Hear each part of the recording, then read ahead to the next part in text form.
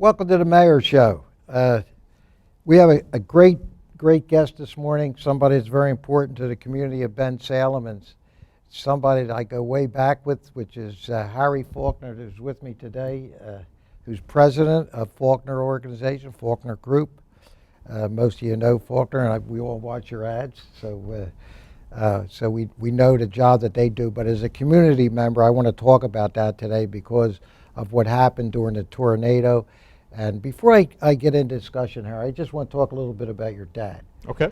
Your dad goes way back with me. He was original with me about 30 years ago on the Economic Development Corporation. We built this building. Yep. And your dad was one of the biggest cogs on that team because he knew development. He knew how to build buildings. Yes. He knew how to get things done. So, and I showed you his names on a plaque here forever, Yep. Ben Salem. So we're very, very proud of him and proud of you. Oh, that thank now you. you took over the group. I am really happy to be here, and I appreciate your flattering comments. I Well- heard nothing but good things about my father. So, Yeah, unbelievable. I yeah. remember like yesterday being Yeah. there. So anyway, we're going to talk a little bit about what happened. You're being a great business partner and a community partner with us through the years. Yep. Through the years. And I know a little bit about that used to be our land of Philadelphia vegetable growers that your dad bought it off of many years ago and started building. And today you have, I don't know how many dealerships. we there. have 28 stores today and 10 body shops as well. So we've grown quite a bit from Wow. those days back. Yeah. Yeah. Yes. And we want to talk, start talking about the tornado that hit you directly. And I think you said you were the We were the bullseye. bullseye. You know, I've read now the National Weather Service report on the incident. The tornado traveled a total of 0.3 of a mile. Obviously, some businesses were affected on the other side of the turnpike as well. It traveled across the turnpike, tore our buildings apart, and you know, hit the trailer park on the other side of us. Did some real damage there. But Yeah. then that was the sort of extent of And the path of the tornado. It really, you know. when you look, Harry, and we were there many times. I remember the night being there that it happened, and kind of what you were the bullseye. Yes. And the trailer park had just skimmed it because it did a lot. If that had gone completely over that trailer park, we don't know what could have happened with Who all the knows? people in those homes. But anyhow, it did skirt that. It went down to Belmont Hills. A lot of roofs got damaged there. The church there on the corner of Richelieu and Galloway, their roof got torn up pretty Yes. good. Yeah. Our community park lost a lot of little things. Nothing compared to what happened over there. Yeah. So tell me how it had to be devastating the first day. I mean, Well, I can't imagine. the first day was shock and awe, if you will. Poor choice of words, maybe. But, you know, our concerns on day one were making sure we had everybody accounted for. And we thought we knew who was scheduled to be there. We could go back and look, and we thought we knew everybody was there. But that first night for me was, what if somebody was there that we weren't expecting to be there? What if there was somebody back in one of those shops that collapsed that we didn't know that they were there? Maybe they were staying late to do some work. And Wow. there was just that doubt in my mind of, God forbid somebody had been in those buildings when they came down. And, you know. And the timing was on your side as far as people being there, am I correct? It was about 7 o'clock, 7:15 when the tornado came through. And what time so- would they usually be done work? Most employees back there would have been done by 5 o'clock. Oh, Now, okay. when they're busy, people will stay late and get customer cars done because customers expect their cars. So oftentimes people will stay late, and maybe not always to 7 o'clock, but you know, you can see in the videos that some employees took. You know, there was people in our service in the departments. service. Yeah, I just saw not that. as many as there could have been. So. I've been here all my life. Yeah. I've never seen a tornado. Yeah. I've never, and Well, thank God. I don't think anybody No. in this area has seen the level of tornado that came through. That was an EF3 tornado. I think 160-mile-an-hour winds. Yeah. That doesn't happen in Pennsylvania. Were you close by? I had gotten home. My family and I live outside of Ambler. So I had gotten home. We had eaten dinner with my family, and was sitting down getting ready for the bedtime routine with the kids. And I got a phone call from the general manager, and just I could hear in his tone of voice that I won't call it panic, but you know, he was frazzled. He said to me, "A tornado has just torn through our showroom. Our showroom is completely devastated. He thought everybody was okay, but he didn't know, and that's all he said to me. And I hung up the phone, said to my wife, I have to go. And I got here as fast as I could. And by the time I got here, there were still tornado warnings coming across my phone. Oh. So it was quite a scene. By the time I had gotten there, the EMS and the fire department, the first responders in Ben Salem Township had gotten here very quickly and incredibly helpful to us in clearing the buildings and securing the buildings. And I told you my concerns were about the people. Those were the ones that got through the buildings to say, look, we have cleared these buildings. It does not appear that there's anybody in here as long as you have all your people accounted for. They were the ones that said, things look okay. And really, just truthfully, we're the ones on that first hour to sort of get things settled and secure. And yeah, we're very, very proud of our team here, the yes. EMS, the police, and certainly the fire. And they were put to task. Yep. They were put to yep. task, and they certainly did their job. We appreciate everything that they have done. So now it happened. I was there that night. Then next day we made our way through. Some of the roads were closed. Mm-hmm. We made our way in there, and I actually saw some of the guys came to work, not knowing that, and I'm talking to them, and they're in shock. Yeah. So how did that work out with the employees?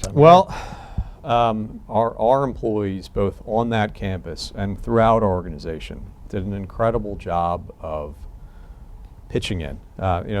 We didn't tell anybody to show up the next day because we didn't know what we were doing the next day. Certainly we knew we would be cleaning up somehow, but we were still trying to just figure things out. Our employees showed up ready to move cars, ready to pick up a broom, ready to clean glass, ready to do whatever they could. Those employees were ready to go. They've been incredibly supportive and flexible with us now. Did you have to lay anybody off? Oh, no. No? No, absolutely not. Well, one of the most important things to us was saying to our employees, look, your job is secure. We weren't going to let this affect anybody. We made sure that people understood that their paychecks would continue moving forward. We didn't want anybody worrying about their job on top of all these. We made sure that we were very clear about that. Once we had settled those things, then people sort of started to say, look, all right, now let me, technicians worry about their toolboxes, and we had to make sure technician toolboxes were secure. Some of those technicians have their life invested in them. Of course. We're talking hundreds of thousands of dollars worth of tools in those toolboxes that was under rubble. So, we tried, early on as safely as we could. We weren't in buildings that had collapsed, but maybe somehow those toolboxes made their way out of facilities, and we wanted to make sure that those guys understood that they were okay. And then now, now that it's been a couple weeks now, things have sort of started to sort themselves out. We've managed to redeploy those technicians into some of our facilities up and down the area. We have a handful of technicians that we've relocated to our Toyota dealership on Route 1. So they're all working? Oh, yeah. Yep. To your credit, really. I mean, that's yes. It's unbelievable. And I don't know how many people got an opportunity. I'm sure everybody saw TV and the devastation and everything. And that was the first thing that came to my mind. All these guys and gals are going to be out of work. Yeah. And they have it. That, to your credit, that's good leadership. Great leadership. I have a good team around me. Yeah. So. Well, that's what it takes. Yep. I'm a team guy. Everybody knows I talk teams. Teams win. But and since then, I don't know how you did it, but I think you have most of the places open. We probably had Cadillac and Mazda open the first. The Cadillac building was the least affected of all the buildings on the campus. Now, every single building was damaged. Every single building had the rooftop air conditioning, the 5-ton rooftop air conditioning units torn off of the buildings.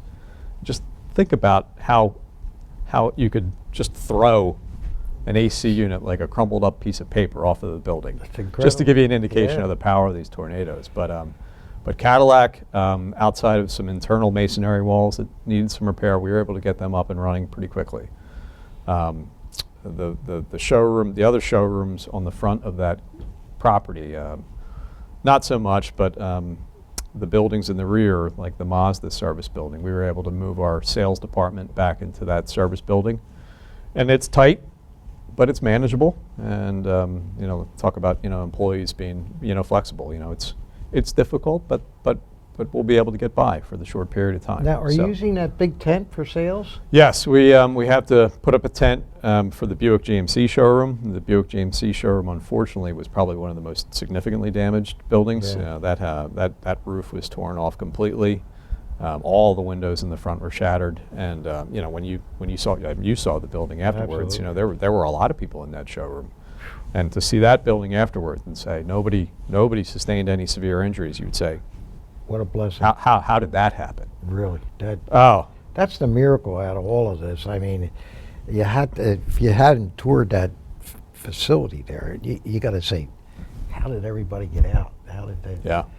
But they did, and the trailer park next door, nobody lost their lives, thank God. Yeah. Nobody lost their lives anywhere, Yeah. which is, I mean, we had a flood just 2 weeks before, not even Yep. 2 weeks.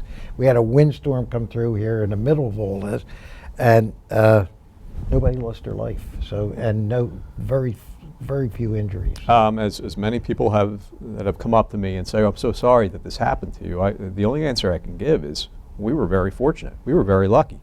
That could have been far, far worse. Oh my goodness. To clean up a mess is one thing.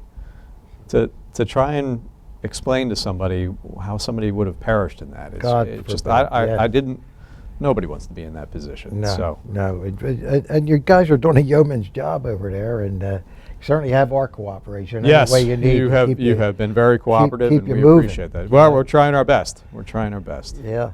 Yeah. So, do you have like kind of an ET of when you can fix buildings? Are you 6 months away? you Well, think, or? you know, the hard part right now is that it's not easy to know. You know, materials are all on back orders. Isn't So, that you know, something? just ordering new roofing and new steel trusses and, you know, that sort of thing. It's not that easy right now. Everything's like backlogged. You can't order almost anything. I'm talking to a guy today. He needs a reefer for his truck. Yeah. 2 months. Yeah. What does he do? You know, so I'm saying it's that kind of backlog. So Yes. I understand what you mean. Certainly, that's not making things any easier. You know, we've sort of tried to split this rebuilding process into 3 phases. There's a short-term plan, there'll be a medium-term plan, and then there'll be a long-term vision. The short-term is, look, you know, putting people into a tent and putting people into the service department. You know, just getting people back so that they could sell a car or service a car. That's the short-term most important thing. The medium-term will be, let's get people out of a tent, because nobody wants to be in a tent And right with now. winter coming. Well, yeah, absolutely. But I'll tell you what, you know, right now, you know, the people that had just been through a tornado, when a thunderstorm rolls through They're in a scared. tent, yeah, Yeah, absolutely. yeah, You can completely understand how Yep. people are a little more conscientious of the weather right now. So, you know, we have a shorter term plan of getting people out of that tent and into a building that'll feel more secure. And again, it won't be perfect, it won't be ideal, but it'll get us by, at least until a long-term vision can come to fruition, which is going to mean completely rebuilding and redesigning that Buick GMC showroom. And Wow. we've got some good plans. We're really excited about what that building can be for us. Well, you certainly know the feelings of all of us here in Ben Salem when Yeah. anything tragic happens, and I've been wanting to get you on the show to explain your part of it, because I know that it has to be the feelings you have to have every day walking over there. I think of it myself. I go Yeah. by, I drive by, oh my God, how, you know, and when you start to think about it, and you see some of the things around the country when Yeah. they get, look at that flood that they just had down in Tennessee. Yes. My God, from nowhere. Yeah. 17 inches of rain, boom, like that, from nowhere. Yeah. So we had 10 inches, Yeah. that one flood we had. So, and that kind of spared where you were, that part of it. You didn't get the 10? We did not get 10 inches, no. No, but it came right across down this way, and so I'm Yeah. saying we don't know the weather. Nobody's going to figure that one out. Nope. So I just want to thank you for the great cooperation that you guys give, because we need you Yeah. in this community. We need all our business partners to work and get things done. I look forward to when you're going to get it done. to come over. Me too. And we could do a Me sh- too. we Yeah, could do a I'll show. be happy to take you on a tour through a brand new facility. that Yeah, you'd I say, can't boy, wait. this is I give you the closing word. Anything you want to say? I said it before, but I'll say it again. You know, our appreciation to the first responders of the township, just, you know, getting us through those first couple hours and days. You know, we couldn't have done it without them. And I'll also say to the employees that have sort of been, you know, going through this. Look, it's hard. We know that. We appreciate their flexibility and ability to continue to get things done. And look, we're a company that's focused on our people. And just to not acknowledge everything that they're going through and helping us get through it, we wouldn't be able to do it without them. Absolutely. Well, the one thing I like you said, Harry, teams win, and everybody knows that's what I go by here. You can only be as good as your team. So Yeah. and I feel as though we have a great team. So I know you do. Yes. Thank you so much for being here today, Harry. No, thank you. Good luck, It's been a pleasure. and see it when it opens. Yeah, can't wait I look forward to it. to see that again, to redo the whole place again. Yes. Until next time, everybody, God bless.